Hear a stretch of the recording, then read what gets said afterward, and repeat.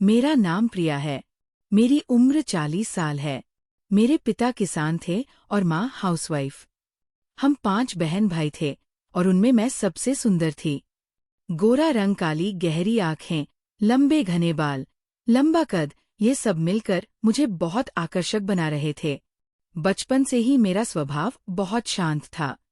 मुझे ज्यादा बातें करना या हंसना बिल्कुल पसंद नहीं था। जब मैं 10वीं कक्षा में थी, तभी मेरे लिए रिश्ते आना शुरू हो गए। हर कोई चाहता था कि उसका बेटा मुझसे शादी करे, लेकिन मैं अपने ही गांव के एक लड़के को पसंद करने लगी थी। वह भी मुझसे बहुत प्यार करता था। हम दोनों शादी करना चाहते थे, लेकिन तभी पिताजी ने मेरे लिए एक लड़के को पसंद किया, जो मुझे बिल्कुल भी पसंद नहीं था। उस लड़के का नाम जतिन था। उसकी उम्र मुझसे लगभग दुगुनी थी। मैं हर वक्त उससे बात करने को तरसती थी, लेकिन वह मुझे कभी टाइम ही नहीं देता था। मेरी सगाई हो गई थी, तो मैं अक्सर माँ से कहती, माँ जतिन मुझे अच्छा नहीं लगता। माँ पूछती क्यों, उसमें क्या बुराई है? मैं कहती वो मुझे वक्त ही नहीं देता। मैं मैसेज करूं तो कई कई दिन तक जवाब नहीं देता। मेरा मैसेज तक नहीं खोलता, लेकिन इंस्टाग्राम पर उसकी नई वीडियो हमेशा आ जाती है। माँ कहती हो सकता है वो बिजी हो। मैंने बहुत समझाया कि मेरी शादी वहां मत करना। माँ मैं कैसे रहूंगी वहां? जतिन तो हर दूसरे दिन किसी न किसी देश चला जाता है, ज्यादातर दुबई। जब मैं उससे पूछती हूँ तो बस इतना कह देता है कि जरूरी काम से गया था। अब मुझे भी शक होने लगा था, लेकिन थोड़ी खुशी भी होती थी कि मेरा होने वाला पति विदेश जाता है। मैं अपनी सहेलियों को शान से बताती, लेकिन अंदर ही अंदर मुझे डर और बेचैनी रहती। सच कहूं तो मैं जतिन से शादी ही नहीं करना चाहती थी। मुझे वो अजीब लगता था। कभी इतना ख्याल रखता कि हद कर देता, तो कभी ऐसा बर्ताव करता जैसे मैं उसके लिए कोई मायने ही नहीं रखती। इसी वजह से मैं हर वक्त टेंशन में रहने लगी। उसी दौरान मुझे भी इंस्टाग्राम का शौक लग गया। मैंने अपनी वीडियो बनाना शुरू किया और अपलोड करते ही ढेरों लाइक्स और कमेंट्स आने लगे। मैं खूबसूरत थी तो मेरे फॉलोवर्स भी बहुत तेजी से बढ़ने लगे। अब मैंने जतिन से बात करना कम कर दिया। बस मैं यही चाहती थी कि वह भी मुझे किसी बात पर रोके टोके नहीं। धीरे धीरे इंस्टाग्राम मेरी आदत बन गया और मैं ज्यादातर वही लगी रहती। जब मैंने उसे नजरअंदाज करना शुरू किया, तो अब जतिन ही मुझे मैसेज करने लगा। आजकल कहाँ बिजी रहती हो? बात क्यों नहीं करती? तब मैंने सोचा कि जतिन से छुटकारा पाने का बस एक ही तरीका है। अगर उसे बता दूं कि मैं इंस्टाग्राम पर वीडियो बनाती हूं, तो वो ये रिश्ता तोड़ देगा। क्योंकि इज्जतदार लोग अपने घर की लड़की को सबके सामने यूं नहीं देख सकते। एक दिन उसका गुस्से से भरा मैसेज आया, आजकल कहाँ बिजी रहती हो? बात भी नहीं करती। मैंने साफ साफ लिख दिया, इंस्टाग्राम पर वीडियो बनाती हूँ और मेरे पास इतना टाइम नहीं होता कि तुमसे बातें कर सकूं। मुझे पूरा यकीन था कि वह उसी वक्त रिश्ता तोड़ देगा।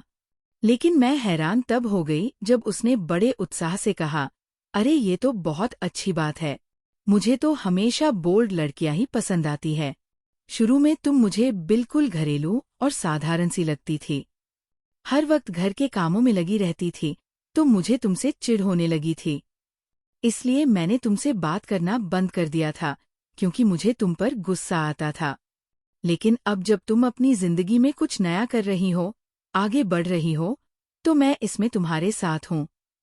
मैं ये सुनकर हैरान भी हुई और अंदर से थोड़ी खुश भी कि शुक्र है, जतिन ने मुझे वीडियो बनाने से रोका नहीं। लेकिन उसकी ये बात मैंने नकारात्मक रूप में अपने माता पिता से साझा कर दी।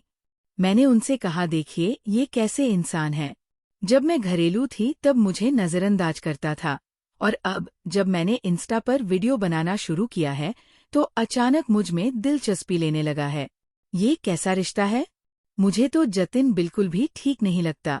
जरूर इसमें कुछ गड़बड़ है। लेकिन आप लोग तो जैसे आंखें बंद करके उस पर भरोसा किए जा रहे हैं। आपको इस बात की परवाह नहीं कि आपकी बेटी को उसी घर में जाना है। ये सुनकर पिताजी गुस्से में बोले, जतिन एक अच्छा इंसान है। अगर वो तुम्हें इतनी खुली आज़ादी दे रहा है, तो ये उसका बड़पन है। और जो तुम चाहती हो, कम से कम मैं ऐसा तो कभी नहीं होने दूंगा। मैं हैरानी से पिताजी को देखने लगी। आखिर वो कहना क्या चाहते थे? तभी माँ बोली, मैंने आपको समझाया था कि इसके सामने उस बात को मत छेड़िएगा, लेकिन आपने फिर वही बात कह दी। अब जब इसका रिश्ता वहां तय हो ही गया है तो पुरानी बातों को कुरने से क्या फायदा? मैंने हैरानी और सदमे से अपनी माँ की तरफ देखा। माँ मुझसे नजरें चुराने लगी। इसका मतलब साफ था, माँ ने सारी बात पिताजी को बता दी है कि मुझे किसी और लड़के से लगाव है। पिताजी के मन में यही बात घर कर गई थी कि मैं उसी से शादी करना चाहती हूँ, इसलिए जतिन का रिश्ता ठुकरा रही हूँ। पिताजी गुस्से से बोले, शादी होगी तो सिर्फ जतिन से ही होगी। मैं तुम्हें जिंदगी भर घर पर बिठाकर रख सकता हूँ, मगर उस बेरोजगार लड़के से तुम्हारी शादी कभी नहीं होने दूंगा। मेरी आंखों से आंसू निकल पड़े। मुझे पिताजी से इतनी कठोर बर्ताव की उम्मीद नहीं थी। पिताजी ने जतिन की सच्चाई नजरअंदाज कर दी थी और मेरे पीछे पड़ गए थे। मैंने माँ से कहा, माँ आप तो हकीकत जानती है, मैं इसलिए जतिन की बातें नहीं बता रही कि मुझे राहुल से शादी करनी है, बल्कि इसलिए बता रही हूँ ताकि कल को अगर मेरी जिंदगी बर्बाद हुई तो मैं आप लोगों को कभी माफ नहीं करूंगी। माँ मेरी बात सुनकर घबरा गई। बोली, भगवान ना करे तुम्हारी जिंदगी के साथ कुछ बुरा हो। तुम हमेशा जतिन के साथ खुश और सुरक्षित रहो। मेरी जतिन के साथ 3 साल तक मंगनी रही, लेकिन इन 3 सालों में मैंने कभी भी उसे मुझ में दिलचस्पी लेते नहीं देखा, जैसे उसे मेरे होने या ना होने से कोई फर्क ही नहीं पड़ता था। इस बीच मैं इंस्टा पर फेमस हो गई थी। अब मुझे जतिन की परवाह भी कम होने लगी थी। पहले मैं उसके हर मैसेज का इंतजार करती थी, मगर अब वीडियो और फॉलोअर्स में मन लगा रहता। इसी तरह 3 साल गुजर गए। हमारी मंगनी को जब 3 साल हो गए तो लोग सवाल करने लगे, शादी कब कर रहे हो? माँ सबको यही कहती, अभी बच्चे हैं, मगर लोग तो सच ही बोलते हैं। एक दिन हमारी पड़ोसन घर आई और बोली, प्रिया की शादी कब कर रहे हो? अब तो कई साल हो गए जतिन और प्रिया की मंगनी को। ये सुनकर माँ चिढ़ गई और बोली, बहुत जल्द इसे विदा कर देंगे। उसी दिन माँ ने मेरे सामने जतिन से बात की और कहा, अपने घर वालों को कब भेज रहे हो हमारे घर? अब तो रिश्तेदार भी बार बार यही पूछते हैं कि प्रिया की विदाई कब होगी। माँ ने जतिन से साफ कह दिया, अब तो मैं सबको टालते थक गई हूँ। असली वजह क्या है? तुम अपने घर वालों को क्यों नहीं भेजते कि वह आकर शादी की तारीख तय करें? जतिन ने लापरवाही से जवाब दिया, अभी मैं थोड़ा बिजी हूँ। मुझे अक्सर घर से बाहर रहना पड़ता है, कई दिन घर नहीं आ पाता। जैसे ही काम थोड़ा कम होगा, मैं अपने माँ बाप को तारीख लेने भेज दूंगा। तब तक प्रिया को थोड़ा सब्र करना होगा। और फिर आजकल तो वह इंस्टा पर काफी फेमस है, अब उसे भला मेरी क्या जरूरत है? उसने ये बात ताना मारते हुए कही थी और मुझे गहरी चोट पहुंची, क्योंकि जब मैं उसे पूरा समय देती थी और बदले में थोड़ा वक्त चाहती थी, तब वह मुझे नजरअंदाज करता था। लेकिन अब जब मैंने उसे नजरअंदाज करना शुरू कर दिया तो उसे ये बात बुरी लग रही थी और वह मेरे कैरेक्टर पर उंगली उठा रहा था। लेकिन ना जाने क्यों माँ और पिताजी को कुछ भी समझ नहीं आ रहा था, जैसे उनकी आंखों पर पट्टी बंध गई हो। फिर भी मैंने जतिन की इन बातों को अपने ऊपर ज्यादा हावी नहीं होने दिया। मैं अपनी जिंदगी में व्यस्त हो गई। जब माँ मुझे कहती इंस्टाग्राम छोड़ दो तो मैं साफ मना कर देती और कहती, जब मेरी शादी होगी तब छोड़ दूंगी। लेकिन अब इंस्टा मेरी आदत बन चुका था। मैं नहीं चाहती थी कि शादी के बाद जतिन मुझे रोक टोक करें। आखिरकार 3 साल बाद मेरी शादी हो ही गई। मैं विदा होकर अपने ससुराल चली गई, मगर अपने शौक वैसे ही बरकरार रखे। शादी के नए नए रस्मों के साथ साथ मैं रोज वीडियो भी बनाती, कभी जतिन के साथ तो कभी उसके बिना। मेरे हजारों फॉलोअर्स थे और मुझे वीडियो बनाना सच में बहुत अच्छा लगता था। मैंने शादी भी ऐसे आदमी से की थी जो मुझ पर रोक टोक ना करें। इसलिए शादी के बाद भी मेरी वही दिनचर्या रही। लेकिन कुछ दिनों से जतिन की हरकतें कुछ अजीब लगने लगी। वो अभी भी मुझे ज्यादा समय नहीं देता था। ज्यादातर घर से बाहर ही रहता।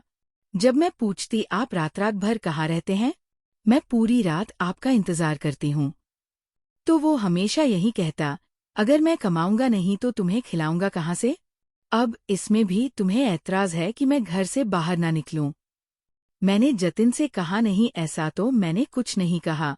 मैं तो बस ये चाहती हूँ कि आप मुझे भी समय दें। मेरे पति कहने लगे, अब तुम्हें मेरे समय की कहाँ जरूरत होगी। तुम तो अपना हर वक्त इंस्टा को देती रहती हो या उस पर वीडियो बनाकर डालती रहती हो। तुम्हारे पास वक्त ही कहाँ है? फिर भी तुम्हें मेरी जरूरत क्यों पड़ गई? मैंने जतिन से कहा, जतिन मैं आपकी पत्नी हूँ और एक पत्नी होने के नाते इतना तो मेरा अधिकार बनता है कि आप समय पर घर आए और आकर मेरे साथ समय बिताएं। मगर जतिन ने मेरी एक भी बात नहीं मानी। अब मैं वीडियो पर ज्यादा पसंद के लिए दुख भरे वीडियो बनाने लगी, जिनमें मैं खुद को बहुत दुखी दिखाती थी कि मेरा पति मुझे समय नहीं देता, सारा दिन घर से बाहर रहता है। मैं चाहती थी कि मुझे कोई ऐसा उपाय बताया जाए जिससे पति घर पर रहे और मुझे समय दे। मैंने पति के खिलाफ वीडियो इंस्टा पर डाल दिए, तो मेरे फॉलोअर्स कहने लगे, लगता है दूसरी शादी का मामला है, तुम पति का पीछा करो।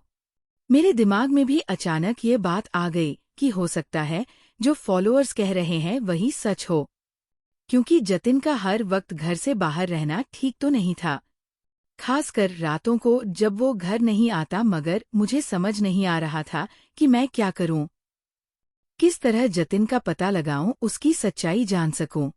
मैं हर वक्त परेशान रहती थी। माँ पिताजी को तो मेरी बात पर विश्वास ही नहीं था। मैं उन्हें बताकर करती भी क्या? उनके दिमाग में तो अभी तक यही बात थी कि मैं शायद राहुल के लिए ये सब कर रही हूँ। अगर मैं जरा भी जतिन की कोई बात बताती तो वह मुझे झिड़क देते और कहते, तुम अभी तक राहुल को नहीं भूली हो, इसीलिए जतिन के खिलाफ बातें करती हो, वरना उसकी अच्छाइयाँ देखो, तुम्हें उसमें कोई बुराई दिखाई नहीं देगी। मैं हर वक्त घुटती रहती, मगर मैं कब तक ऐसी जिंदगी गुजार सकती थी। अकेले रहकर भी मैं थक चुकी थी। इंस्टा पर वीडियो अपलोड करती रहती, लेकिन अब वहां से भी मेरा मन उगने लगा था। मुझे अपनी जिंदगी में सुकून चाहिए था, जो मुझे मिल ही नहीं रहा था। शादी से पहले भी जतिन का यही हाल था और शादी के बाद तो और भी बुरा हो गया था। एक दिन जतिन देर रात घर आया तो मैं बहुत गुस्से में थी। मैंने उससे पूछा, तुम पूरे दिन कहाँ थे? जतिन मुझे हैरानी से देखने लगा और बोला, तुम जानती तो हो कि मैं काम में व्यस्त था। मैंने कहा, ऐसा कौन सा काम है जिसमें तुम्हें हर हफ्ते कम से कम 2 बार विदेश जाना पड़ता है? घर आकर तुमने मुझे आज तक 1 रुपया भी नहीं दिया और कमाई की बातें ऐसी करते हो जैसे तुमसे ज्यादा अमीर कोई और नहीं है। मेरी बात सुनकर वो हैरान रह गया। उसने कहा, तुम मुझ पर शक कर रहे हो? मैंने जवाब दिया, नहीं, मुझे पूरा यकीन है कि तुम जरूर कोई गलत काम कर रहे हो। इस बात पर हमारी बहुत लड़ाई हुई। मैंने भी उसे खरी खोटी सुनाई और उसने भी मुझे, मगर मैंने ठान लिया था कि अब मैं इस बात का सच जानकर रहूंगी। मैं सबके सामने अपने पति की हकीकत लाकर रहूंगी। उसी दौरान इंस्टा पर मेरी पहचान एक लड़के से हो गई। वह किसी दबन का बेटा था। पहले तो मुझे डर लगा कि मैं ये क्या कर रही हूँ, लेकिन बाद में मैंने सोचा कि शायद इससे मुझे कुछ फायदा हो सकता है। उसका नाम करण था। वो अच्छा इंसान था। उसने आज तक मुझसे कभी बदतमीजी से बात नहीं की। वो हमेशा सम्मान से बात करता था और मैं भी उसके साथ धीरे धीरे घुल मिल गई। मैं जो भी कहती वो तुरंत पूरी कर देता। मुझे बहुत हैरानी होती थी कि कोई अजनबी इस तरह कैसे किसी का अच्छा कर सकता है। मैं अक्सर उससे कहती, तुम्हें मुझ पर इतना भरोसा नहीं करना चाहिए, तो वो हंसकर कहता, मुझे तो करना ही चाहिए, बल्कि तुम्हें मुझ पर भरोसा नहीं करना चाहिए क्योंकि मैं गैर लड़का हूँ और तुम कितनी आसानी से मुझसे सब बातें कह देती हो। हमारी बातचीत अब इंस्टा से बढ़कर फोन पर होने लगी। हम घंटों बातें करते, ना उसकी बातें खत्म होती और ना मेरी। एक दिन जब मैं जतिन से लड़कर रो रही थी, तभी करण का फोन आया। मैंने पहले सोचा कि फोन नहीं उठाऊंगी, मगर अचानक मन में ख्याल आया कि क्यों ना उसे सब सच बता दूं। शायद करण मेरी मदद कर सके। मैंने करण को सारी बात बता दी। वो कहने लगा, तुमने ये बात पहले क्यों नहीं बताई? मैंने जवाब दिया, मुझे जरूरी नहीं लगा था, मगर अब मैं चाहती हूँ कि मैं जतिन की असली सच्चाई का पता लगाऊं। लेकिन मैं उसका पीछा कैसे कर सकती हूँ? तुम मुझे कोई उपाय बता दो। तभी वह बोला, मेरे पास एक उपाय है, लेकिन ये खतरनाक है।